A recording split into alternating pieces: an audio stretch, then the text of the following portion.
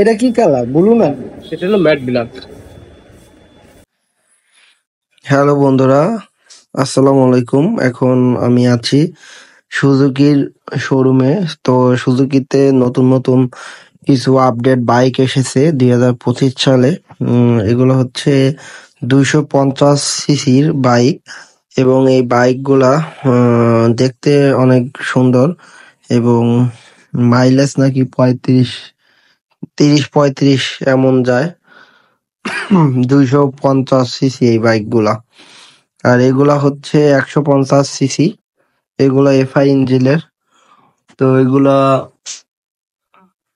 আপনার 45-50 এমন মাইলেজ যায়। তো বাইকগুলার আসলে মডেল ভালোই লাগলো। তো দেখতে আসলাম, শহরে এসেছিলাম যশোর।